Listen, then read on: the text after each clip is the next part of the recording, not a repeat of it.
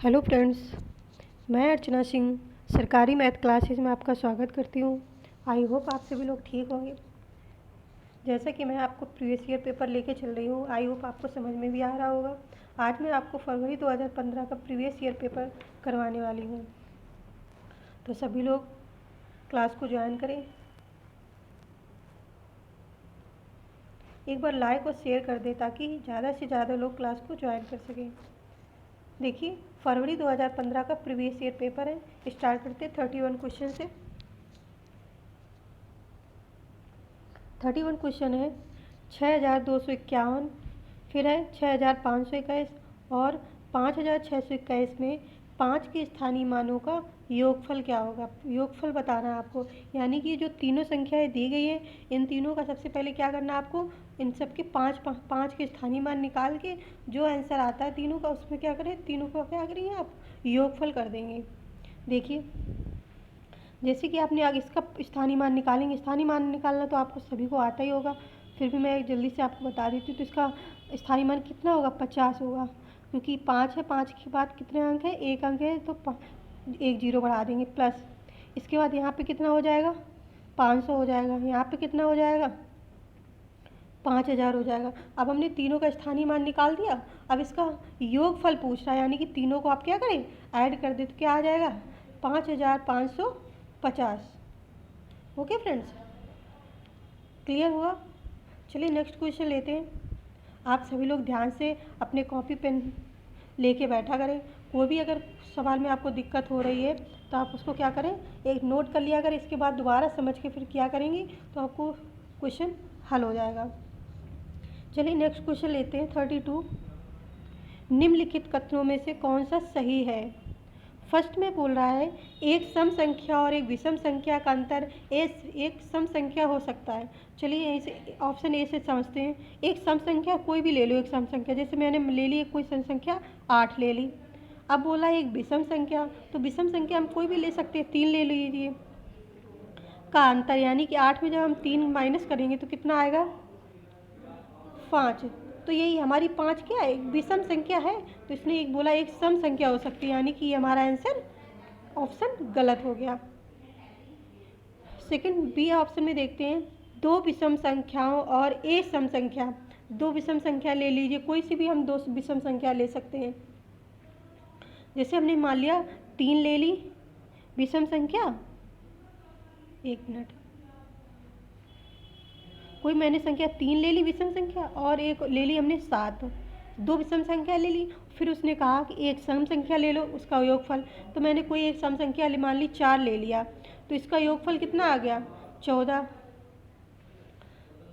7 3 10 4 14। तो उसने क्या कहा, योगफल एक सम संख्या है। जी हाँ, एक ही सम संख्या है, तो इसका राइट आंसर आपको यहीं से मिल गया। अब हमको आगे करने की ज़रूरत ही नहीं, हमको सही कथन चूज करना था, तो इसलिए 32 का राइट आंसर क्या हो जाएगा हमारा, ऑप्शन सेकंड। दो विषम संख्याओं और एक सम संख्या का योगफल एक सम संख्या है, इज राइट। क्लियर हुआ आपको। कोई भी पॉइंट्स आपको समझ में ना आए प्लीज़ कमेंट करके ज़रूर पूछिएगा। सभी लोग लाइक और शेयर करते रहें। चलिए 33 क्वेश्चन लेते हैं।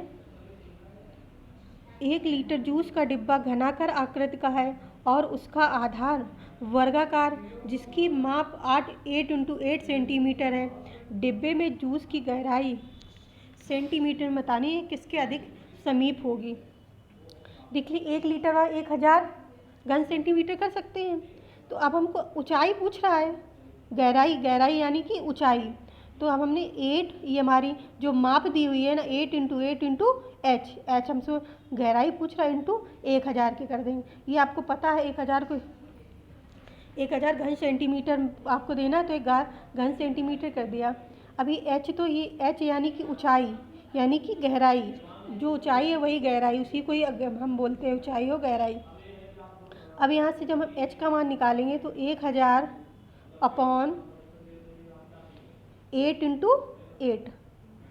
ओके फ्रेंड्स, अब यहीं से हम इसको एच का मान निकाल लेते। एच बराबर आ जाएगा, 8 काटो, 2 5 6 10, सॉरी 1 मिनट, 8 का भाग दे देंगे, 8 का 9 8 कितना बचा 2, 8 दूनी 16, 17 18 कितना बचा 2। इसको जब आप हल करेंगे तो इसकी ऊंचाई आपको क्या मिल जाएगी, 1 मिनट अभी हम आपको क्लियर कर दे रहे, 1 मिनट। 1000 अपॉन 8 इंटू 8, तो इसको 1000 अपॉन 8 8 64। ओके फ्रेंड्स, अब आप हल करेंगे इसको। 64 में जब हम 1000 का भाग देंगे तो ये हमारा 15.62 के लगभग कुछ निकलेगा जाके। अब ये इससे आपसे पूछा है कि किसके समीप है। अब 15.62 के लगभग है तो किसके समीप पहुँचेगा जाके, 16 के समीप पहुँचा जाके। तो 33 का राइट आंसर हमारा क्या हो जाएगा, 16। अधिक समीप पूछ रहा है। अब आपको एग्जैक्टली वैल्यू तो पता ही मतलब निकल के नहीं आएगी, आपको समीप बताना। 15.62 निकला है, अब किसके समीप है, 16 के समीप है, तो इसलिए हमारा आंसर क्या हो जाएगा 16। 33 का right answer option B.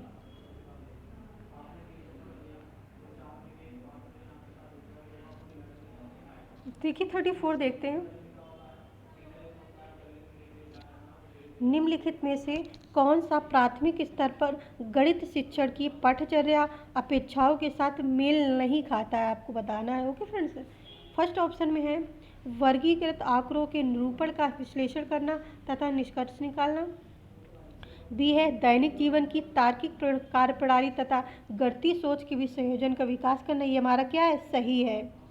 C option में देखते हैं मानक परिकलन प्रणाली से संख्या संबंधी संक्रियाओं के करने में भाषा और प्रतीक चिन्हों का विकास होता है, ये भी हमारा सही है।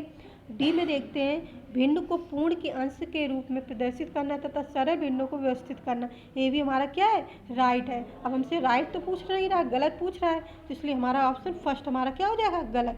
इसलिए 34 का राइट आंसर ऑप्शन फर्स्ट। चलिए नेक्स्ट क्वेश्चन लेते हैं। ऑप्शन 34 है, क्वेश्चन 34। गणित की शिक्षा का मुख्य ध्येय क्या है, बताना आपको। ऑप्शन ए में दिया है विद्यार्थियों को गणित समझने में सहायता करना।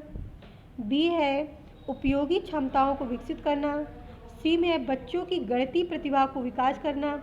और डी ऑप्शन में दिया गया है ज्यामिति के प्रमेयों और उनके प्रमाणों का स्वतंत्र रूप से सृजन करना। बताइए, आप लोग पढ़िए और फिर बताइए इसका आंसर क्या होगा 35 का। गणित की शिक्षा का मुख्य ध्येय बताना आपको। जी हाँ, गणित की शिक्षा का मुख्य ध्येय बच्चों की गणितीय प्रतिभाओं का विकास करना, यही हमारा क्या हो जाएगा, राइट हो जाएगा, ऑप्शन सी। ओके फ्रेंड्स, आप लोग एक ध्यान से पढ़ते रहिए, ध्यान से समझते भी रहिए, ताकि आपको अगर ये दोबारा रिवीजन का टाइम ना मिले फिर भी आपको कोई दिक्कत ना हो, आप उसको हल कर सकें।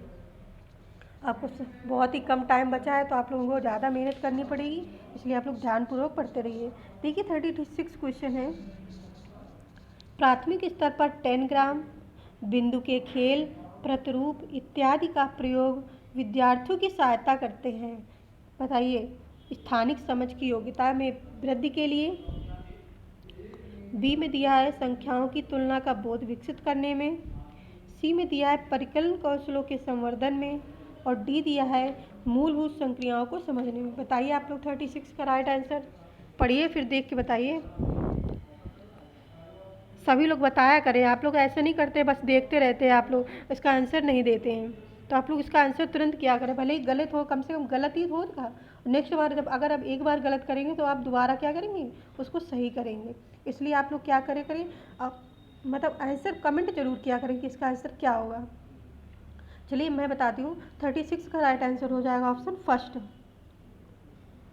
स्थानिक समझ की योग्यता में वृद्धि के लिए। ओके, चलिए नेक्स्ट क्वेश्चन लेते हैं। 37 क्वेश्चन है। आकृतियों की इकाई से अध्यापक विद्यार्थियों से आकृतियों के उपयोग की सहायता से किसी भी चित्र की रचना करने के लिए कहता है। इस क्रियाकलाप से निम्नलिखित में से कौन सा उद्देश्य प्राप्त किया जा सकता है? ज्ञान का, समझ या बोध का, रचना या सृजन का, या अनुप्रयोग का? बताइए आप लोग। 37 का आप लोग एक बार पढ़िए क्वेश्चन को, फिर क्या बोल रहा है उसके बाद आंसर कीजिए। निम्नलिखित में कौन सा उद्देश्य प्राप्त किया जा सकता है? आकृतियों की इकाई से अध्यापक विद्यार्थियों से आकृतियों के उपयोग की सहायता से किसी भी चित्र की रचना करने के लिए कहता है। यह रचना और सृजन उद्देश्य, इससे रचना और सृजन का उद्देश्य प्राप्त किया जा सकता है। इसलिए 37 का आंसर होगा सी, रचना और सृजन। चलिए नेक्स्ट क्वेश्चन लेते हैं। 38 क्वेश्चन है, सभी लोग ध्यान से समझिएगा क्या बोल रहा है, हमें कैसे आंसर देना है इसको। ओके फ्रेंड्स, 38 क्वेश्चन लेते हैं। कक्षा 4 का छात्र अर्जुन संख्या प्रणाली से संबंधित सभी प्रश्नों का उत्तर मौखिक रूप से दे सकता है, परंतु संख्या प्रणाली पर आधारित समस्याओं के हल लिखने में गलतियां करता है। लिखने में उसकी त्रुटियों को सुधारने के लिए सबसे अच्छी उपचारात्मक तकनीक क्या है? बताइए आपको। 38 का राइट आंसर, 38 का राइट आंसर कमेंट करिए आप लोग, क्या होगा इसका राइट आंसर? फर्स्ट में ही बोल रहा है वास्तविक जीवन में अनुभवों को गणितीय संकल्पनाओं के साथ संबंधित करना। बी है उसको एक कार्यपत्रक देना जिसमें समस्याएं आंशिक रूप से हल की गई हों और उसे खाली स्थान भरने हों। सी में कहा गया है संख्या प्रणाली की समस्याएं हल करने के लिए एक से अधिक तरीके सिखाने। और डी में दिया गया है उसे 10 अभ्यास परीक्षाएं देना। तो आई होप आपको अगर पढ़ के ही समझ में भी आ गया होगा इसका राइट आंसर क्या होगा 38 का। जी हाँ, 38 का राइट आंसर होगा ऑप्शन बी। कौन सा ऑप्शन होगा? Option B.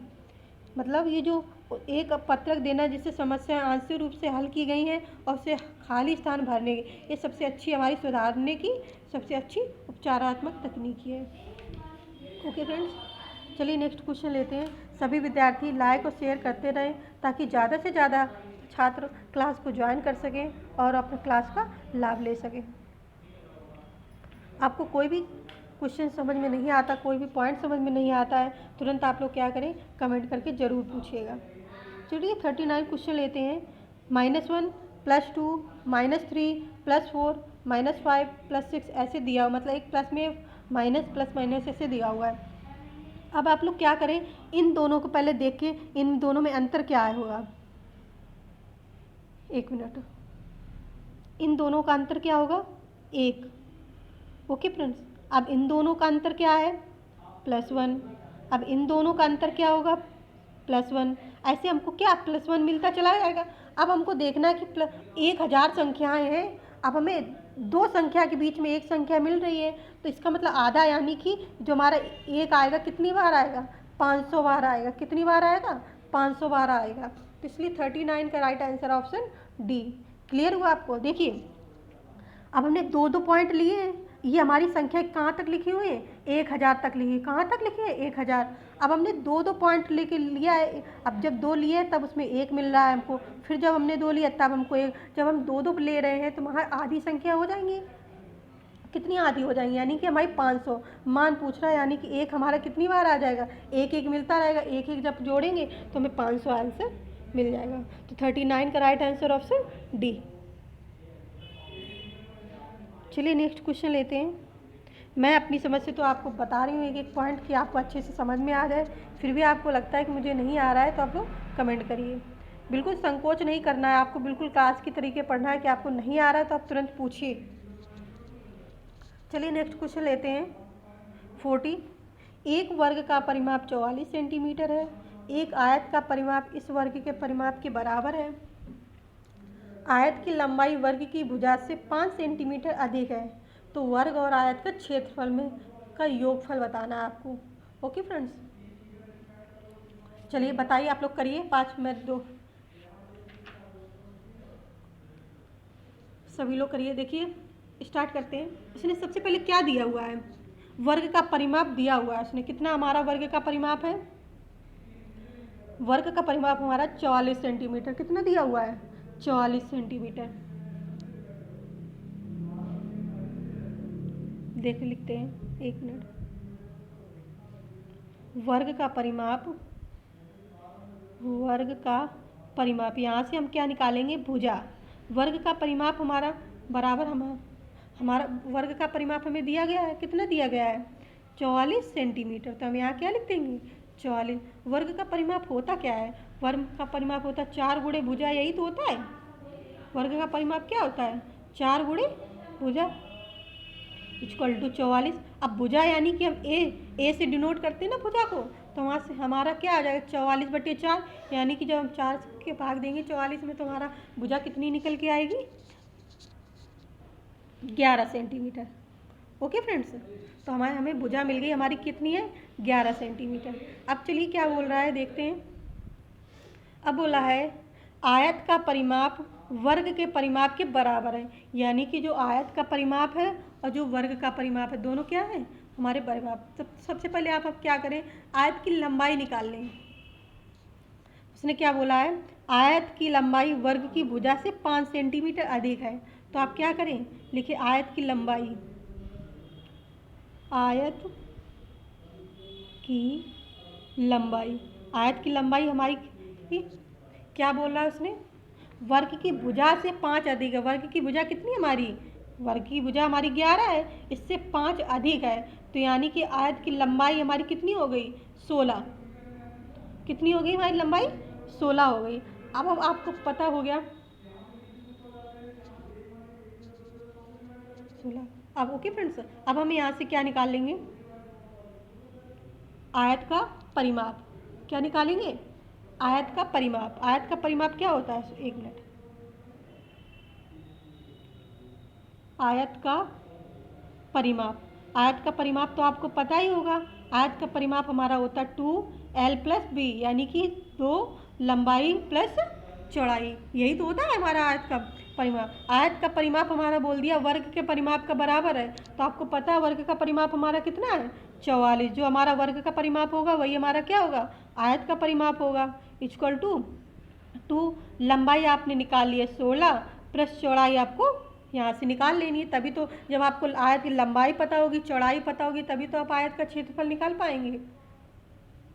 चलिए अब यहाँ से ये 44 हो जाएगा इक्वल टू 16 दूनी 32 प्लस 2b। ओके फ्रेंड्स, अब यहाँ से 2b यहीं पे रहेगा।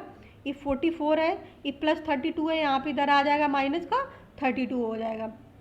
ओके फ्रेंड्स, तो यहाँ से अब b का मान आप निकालेंगे। तो b का मान अब आप हल करिएगा। 44 में 32 माइनस करिएगा, इसके बाद 2 से आपको डिवाइड करना है। तो इसमें b का मान आपका निकल के आएगा। मैं अब इतना टाइम नहीं है, आप अपना इतना तो सॉल्व आप कर ही सकते हैं, जोड़ घटाना। 44 में 32 कुछ नहीं करना, 44 में 32 घटा के और 2 से आपको भाग देना। आंसर क्या आ जाएगा? 6। तो आयत आपको पता चल गया कि आयत की लंबाई चौड़ाई दोनों हमको क्या हुआ? मालूम पड़ गई। अब उसने बोल के रखा है वर्ग और आयत का क्षेत्रफल। अब आप क्या करें? वर्ग का क्षेत्रफल निकाल लें और आयत का क्षेत्रफल निकाल लें। तो वर्ग का क्षेत्रफल क्या होता है? भुजा की भुजा हमको क्या दी हुई है? वर्ग का क्षेत्रफल। एक मिनट। वर्ग का क्षेत्रफल, वर्ग का क्षेत्रफल कितना होता है? भुजा क्यूब यानी कि a क्यूब। भुजा कितनी दी हुई है? सॉरी, वर्ग का क्षेत्र भुजा स्क्वायर। ओके, तो 11 का स्क्वायर यानी कि 121। ओके फ्रेंड्स, अब आपको यहीं से आयत का क्षेत्रफल निकाल लो। आयत का क्षेत्रफल क्या होता है? आयत का क्षेत्रफल, आयत का क्षेत्रफल कैसे निकालेंगे? आयत का क्षेत्रफल क्या होता है? लंबाई गुणे चौड़ाई। तो आप हमारे 6 दी हुई है लंबाई और चौड़ाई भी, सॉरी 16 दी हुई है हमारी लंबाई और चौड़ाई कितनी दी हुई है? 6। तो 16 गुणे 6 कितना आ जाएगा? 16 गुणे 6, 16 6 का 96। अब दोनों का योगफल पूछ रहा है, तो आप 121 और 96 को जोड़ दो, आंसर आपको मिल जाएगा। देखिए जब आप 121 और 96 को जोड़ेंगे तो कितना आएगा? 217। देखिए ऑप्शन में दिया गया है 217। जी हाँ, 40 का right answer option D, 217। I hope आपको क्लियर हो गया। मैं पूरा एक एक पॉइंट समझा देती हूँ ताकि आपको लगे ना कि मैम जल्दी बता देती हैं, शॉर्ट में बता रही हैं। चलिए 41 क्वेश्चन लेते हैं। राष्ट्रीय पाठ्यचर्या रूपरेखा 2005 के अनुसार विद्यालयों में गणित शिक्षण का संकीर्ण उद्देश्य बताना है आपको। फर्स्ट ऑप्शन में दिया है संख्यात्मक कौशलों का विकास, बी में दिया है बीजगणित पढ़ाना, थर्ड में दिया हुआ है परिकलन और मापन पढ़ाना, और फोर्थ में दिया गया है रैखिक बीजगणित से संबंधित दैनिक जीवन की समस्याओं की शिक्षा। तो बताइए आप लोग 41 का राइट आंसर।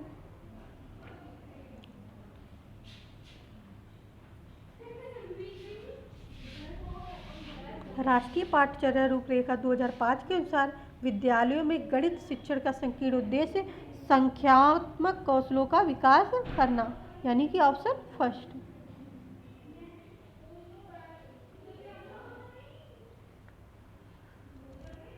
फोर्टी 42 क्वेश्चन देखते हैं। रवि के पास 3 दर्जन चॉकलेट है। देखिए स्टार्ट करते हैं यहीं से। रवि के पास कितनी चॉकलेट है? 3 दर्जन, यानी कि आपको पता चल गया कि रवि के पास कितनी चॉकलेट हो जाएंगी? 12 3 36। ओके फ्रेंड्स, रवि के पास कितनी चॉकलेट? 36, यानी 1 दर्जन में 12 होती तो 3 में 12 3 36 हो जाएगा। अब उसने क्या कहा? 1/3 भाग अपने पड़ोसी को दे दी। अब 36 का आप 1/3 निकाल लेंगे, पड़ोसी वाला भाग निकल आएगा।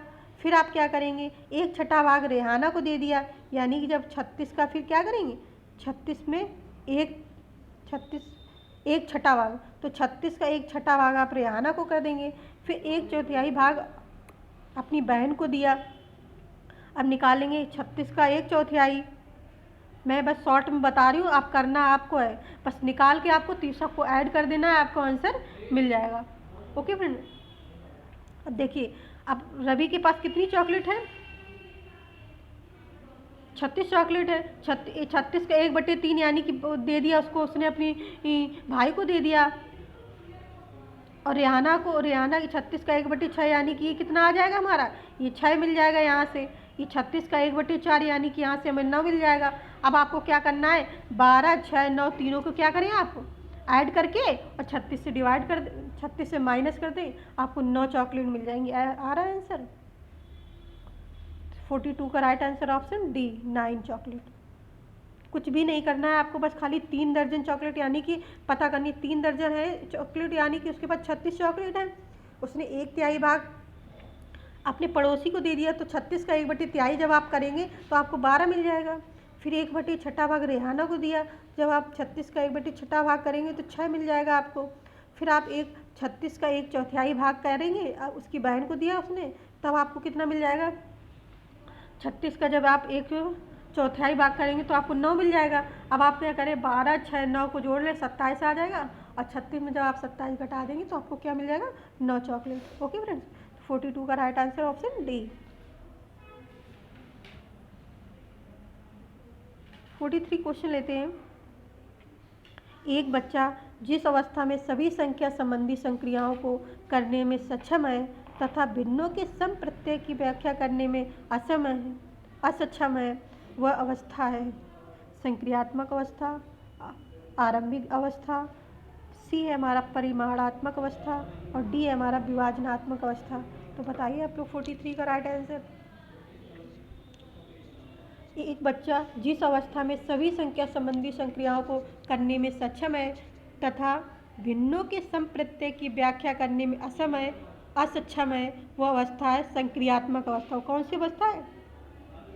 संक्रियात्मक अवस्था। तो इसलिए इसका 43 का राइट आंसर ऑप्शन ए। चलिए नेक्स्ट क्वेश्चन लेते हैं।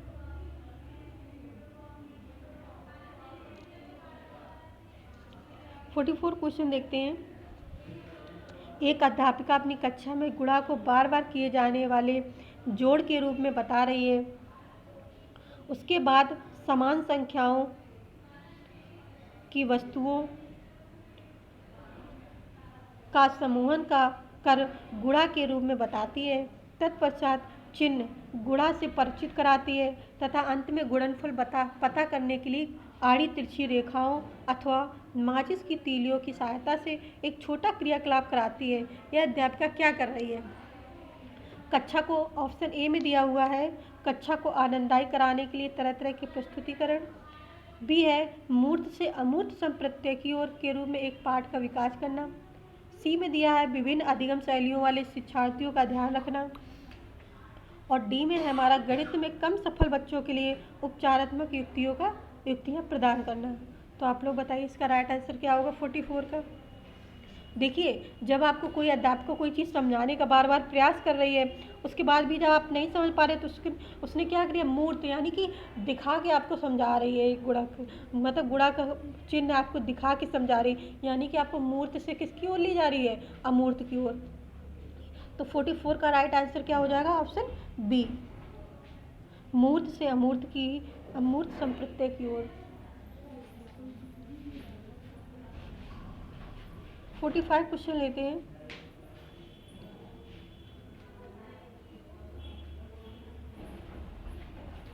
आकांक्षा, आई होप आप सभी को क्वेश्चन समझ में आ रहे होंगे। आप लोग एक बार बता जरूर दिया करें हाँ मैम क्वेश्चन मुझे समझ में आ रहे हैं, ताकि मुझे भी अच्छा लगे कि हम जो बता रहे हैं आपको समझ में आ रहा है। 45 क्वेश्चन लेते हैं। आकांक्षा गणित की एक अच्छी अध्यापिका बनना चाहती है। गणित की अच्छी अध्यापिका के लिए आवश्यक है उसके पास, ऑप्शन ए में दिया गया है गणितीय विषय वस्तु को वास्तविक जीवन से जोड़ने के लिए अवधारणात्मक ज्ञान, समझ और योग्यता होनी चाहिए। बी में दिया गया है संख्या पद्धति, बीज गणित तथा ज्यामिति का अच्छा ज्ञान होना चाहिए। सी में है बिना समय लगाए समस्याओं सवालों का हल करने की योग्यता होनी चाहिए। एंड ऑप्शन डी में दिया हुआ है अच्छा संप्रेषण कौशल तथा बंद अंत वाले प्रश्नों का अच्छा ज्ञान होना चाहिए। तो बताइए आप लोग 45 का, आई होप आपको क्वेश्चन पढ़ते ही आपको इसका आंसर मिल भी गया होगा। बताइए 45 का राइट आंसर। जी हाँ, 45 का राइट आंसर हो जाएगा ऑप्शन फर्स्ट। मतलब एक अच्छी अध्यापिका के लिए आवश्यक है उसके पास गणितीय वस्तु को वास्तविक जीवन से जोड़ने के लिए अवधारणात्मक ज्ञान, समझ और योग्यता होनी चाहिए। इसलिए 45 का right answer option first.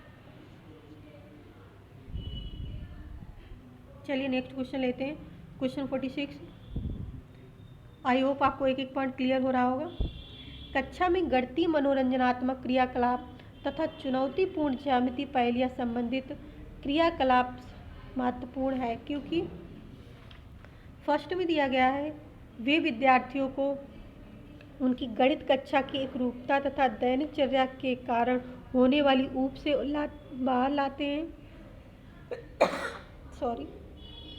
B में दिया गया है वे प्रतिभाशाली शिक्षार्थियों को उचित अवसर प्रदान करते हैं।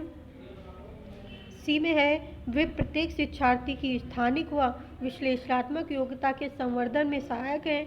एंड फोर्थ ऑप्शन में दिया गया है वे गणित में कम सफल शिक्षार्थियों तथा मंद गति से सीखने वाले शिक्षार्थियों में रुचि उत्पन्न करने में सहायता करते। बताइए आप लोग 46 का राइट आंसर।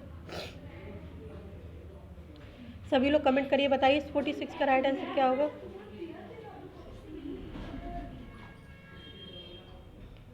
कक्षा में गणितीय मनोरंजनात्मक क्रियाकलाप तथा चुनौतीपूर्ण ज्यामिति पहेलियाँ संबंधी क्रियाकलाप महत्वपूर्ण है, क्योंकि वे गणित में कम सफल शिक्षार्थियों तथा मंद गति से सीखने वाले शिक्षार्थियों में रुचि उत्पन्न करने में सहायक है। इसलिए 46 का राइट आंसर ऑप्शन फोर्थ।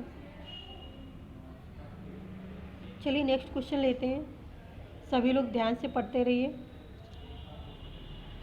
47 है क्वेश्चन। वैदिक गणित आजकल विशेष रूप से प्राथमिक विद्यालय के बच्चों में बहुत लोकप्रिय होता जा रहा है। इनका प्रयोग निम्नलिखित में से किसके विकास संवर्धन में होता है। फर्स्ट ऑप्शन में है विद्यार्थियों के गणित में समस्या समाधान कौशल। बी है विद्यार्थियों की गणित में एकाग्रता। ऑप्शन सी में है गणित में गणना के कौशल तथा गति। एंड फोर्थ ऑप्शन में दिया गया विद्यार्थियों की गणित में परिकलन प्रक्रिया की समझ।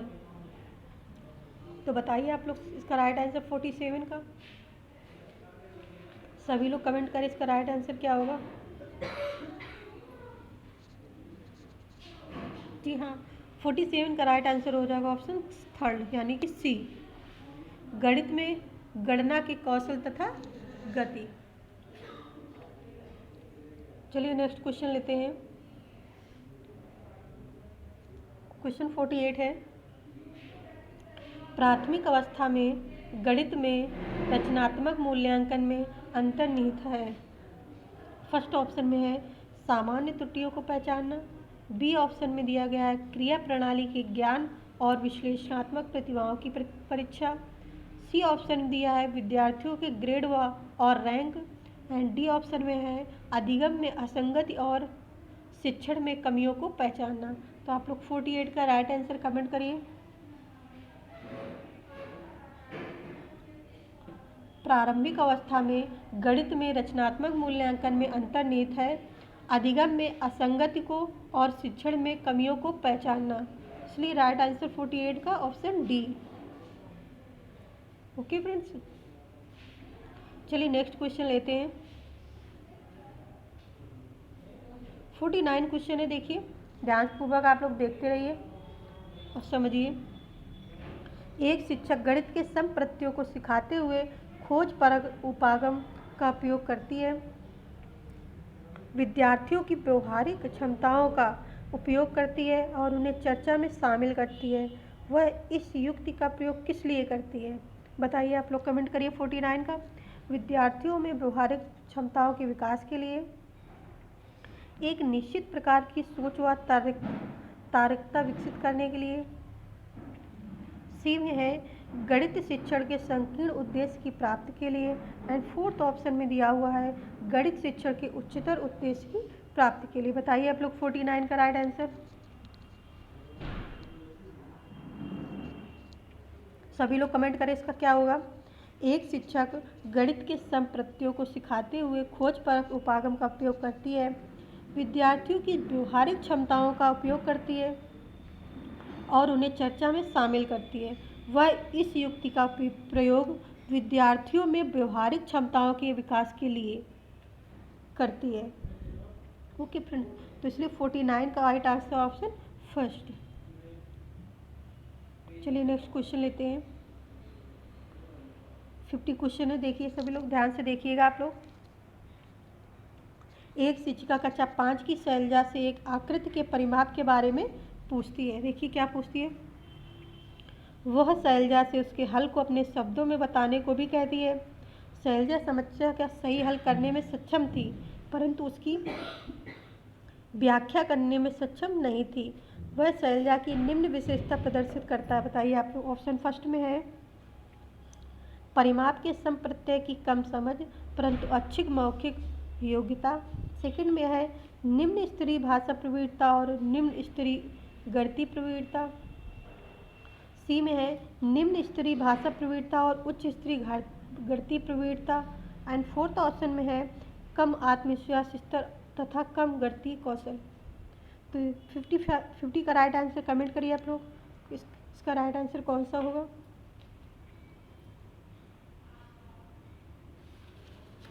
देखिए शैलजा क्या करती है, समस्याओं को हल कर लेती है। शैलजा क्या करती है, समस्याओं को हल कर लेती है परंतु व्याख्या नहीं कर पाती है। तो यह निम्न स्तरीय भाषा प्रवीणता और उच्च स्तरीय गणितीय प्रवीणता, इसलिए इसका राइट आंसर क्या हो जाएगा, option C. Okay friends,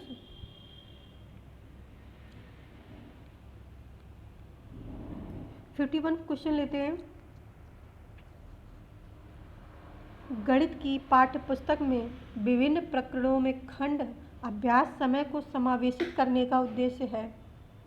first में है दैनिक जीवनचर्या में बदलाव करना, समय का बेहतर सदुपयोग सुनिश्चित करना, थर्ड है विस्तृत अधिगम अवसर प्रदान करना, एंड फोर्थ में विद्यार्थियों को आनंद व मस्ती प्रदान करना।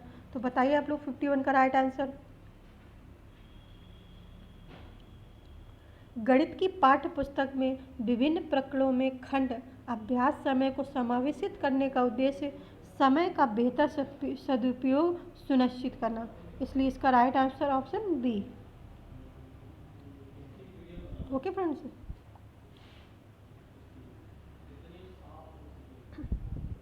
चलिए नेक्स्ट क्वेश्चन लेते हैं। 52 क्वेश्चन देखिए।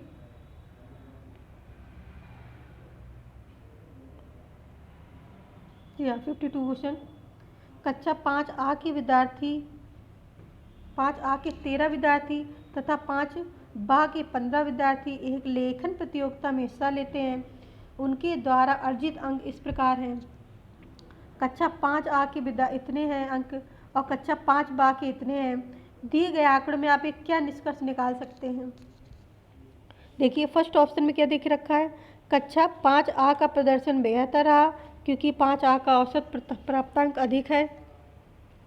बी में है दोनों विभागों का प्रदर्शन समान रहा क्योंकि दोनों विभागों के द्वारा प्राप्त कुल अंक बराबर हैं।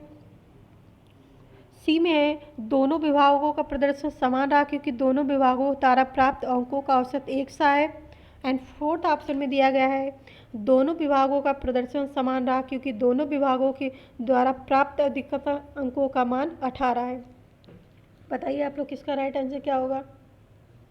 देखिए अब क्या है, आपको 5 आ यानी कि ये जो 5 आ है इन सभी संख्याओं को क्या आप करें, ऐड कर लें और फिर ये इसमें 13 है ना विद्यार्थी, तो आप क्या करें 13 से इसको क्या करते हैं डिवाइड कर दें।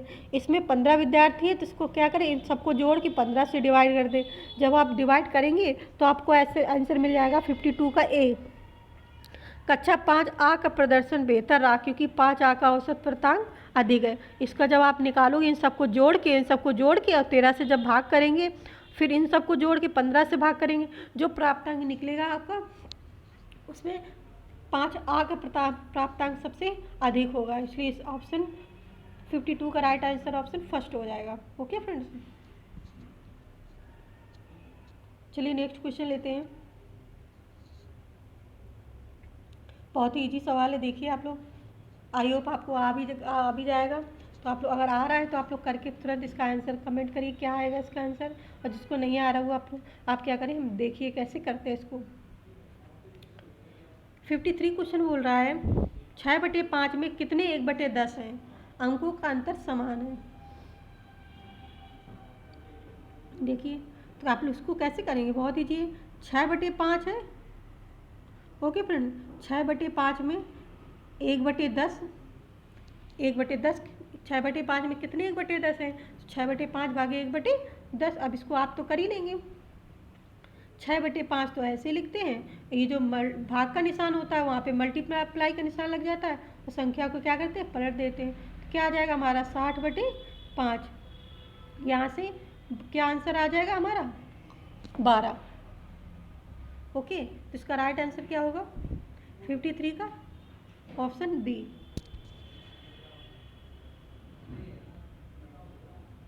चलिए नेक्स्ट क्वेश्चन लेते हैं। 54 क्वेश्चन है।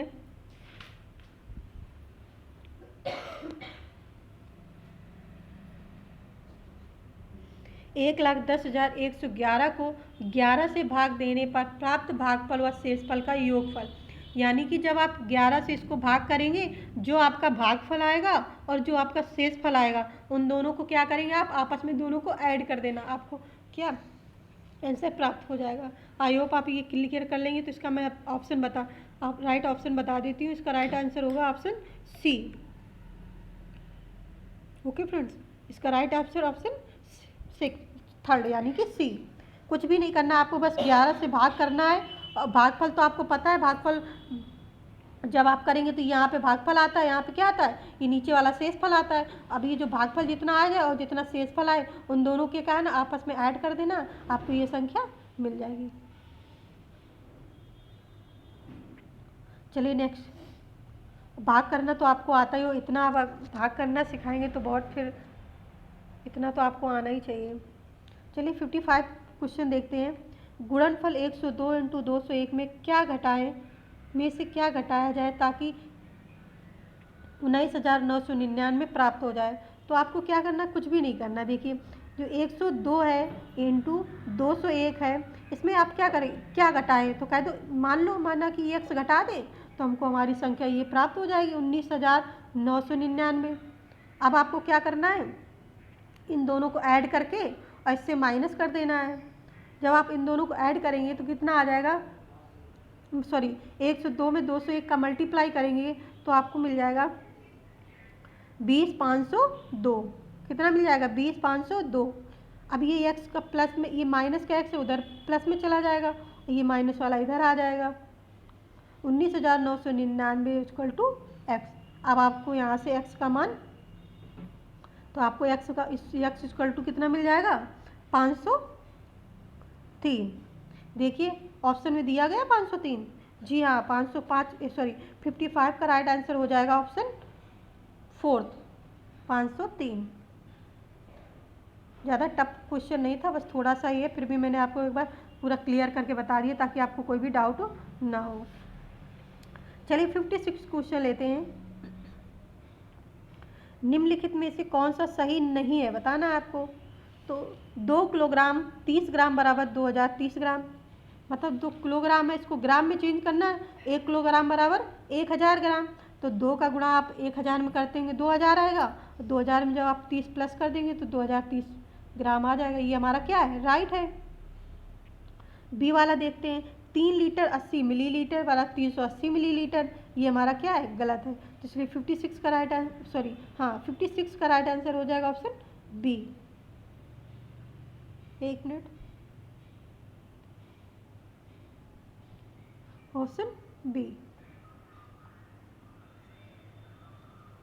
3 लीटर है, 3 लीटर 80 मिलीलीटर है। जब 3 लीटर, 1 लीटर वाला 1000 मिलीलीटर, तो 3 लीटर वाला 3000 मिलीलीटर होता है। जब आप 3000 में 80 जोड़ेंगे तो 3080 आएगा, इसलिए 380 मिलीलीटर, यानी कि यही हमारा क्या हुआ, गलत हुआ। चलिए नेक्स्ट क्वेश्चन लेते हैं।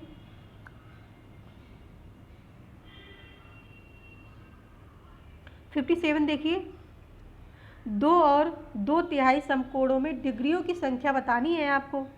क्या क्या, 2 प्लस 2/3, सॉरी कैसे लिखना है, 2 समकोण बोल दिया उसने, 2 समकोण प्लस 2/3 समकोण, यही तो पूछ रहा है, यही आपको संख्या बतानी है इसी की। अब 2 समकोण कह दिया तो 2 समकोण यानी 90 प्लस 90 इंटू 90। ओके फ्रेंड्स, 2 समकोण है यानी कि एक समकोण 90 अंश का होता है, 2 हो गए 90 के हो गए। तो अब ये 2/3 फिर समकोण का, तो इंटू 90 डिग्री।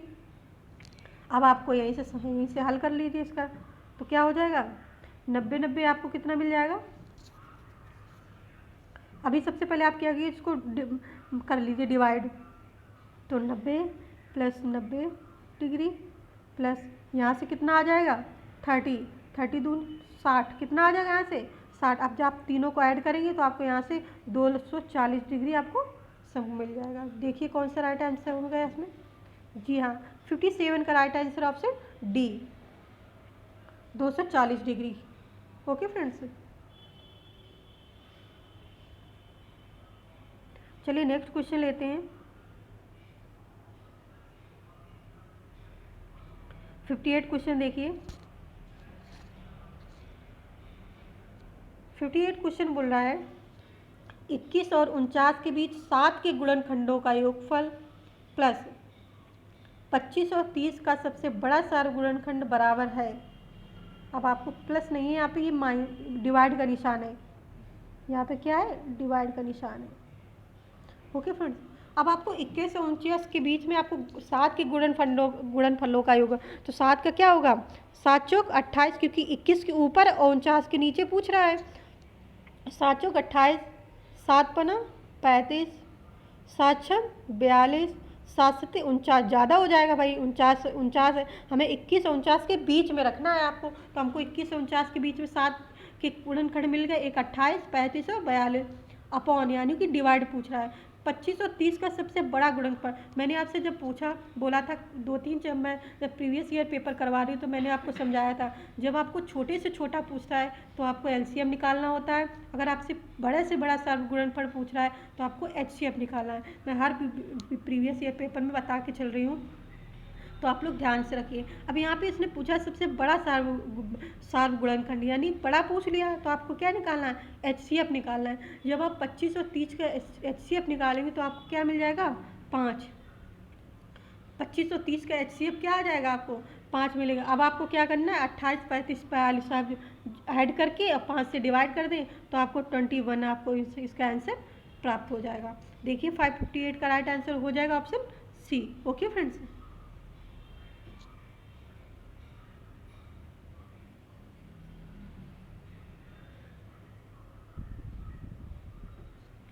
चलिए नेक्स्ट क्वेश्चन लेते हैं 59।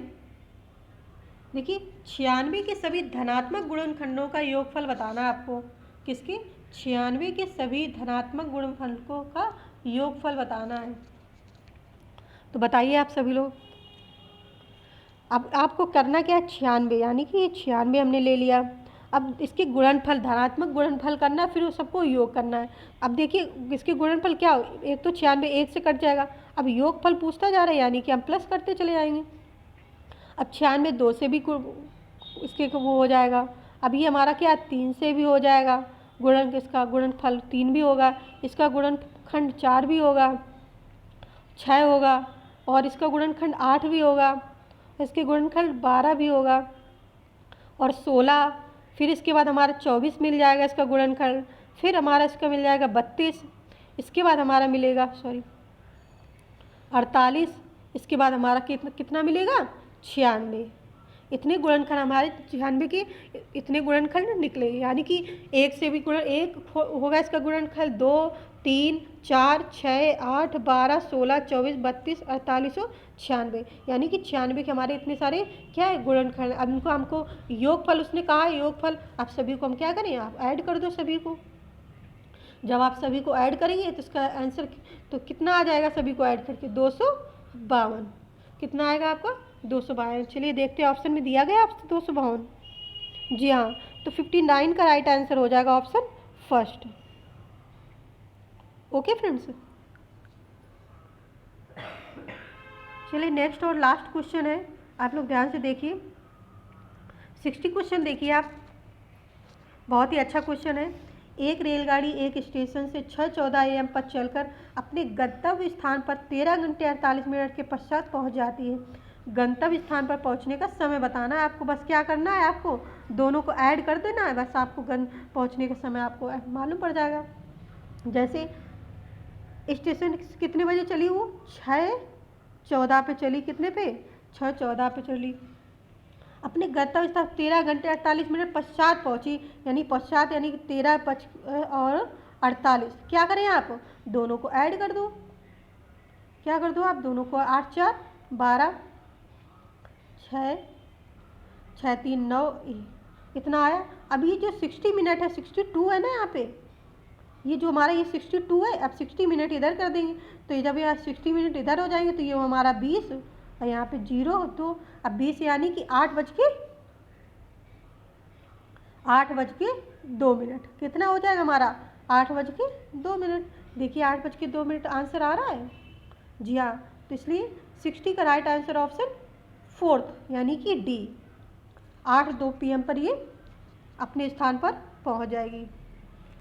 फ्रेंड्स, मैंने सारे 30 क्वेश्चन आपको क्वेश्चन करवा भी दिए हैं, और मतलब मैंने अपने अच्छे से समझाया भी है। आई होप आपको समझ में भी आए होंगे। फिर भी आपको अगर नहीं समझ में आ रहा है तो आप कमेंट करके पूछिएगा। आप लोग, आप बहुत कम टाइम बचा है, और आपको सारे सब्जेक्ट आप ध्यान से अच्छे से और मन लगा के पढ़ना है, ताकि आपको एग्ज़ाम के टाइम आप मतलब अच्छा स्कोर ला सके। आप लोग मेहनत करते रहिए। ओके फ्रेंड्स, चलिए ओके, थैंक्स फॉर वॉचिंग। जय हिंद।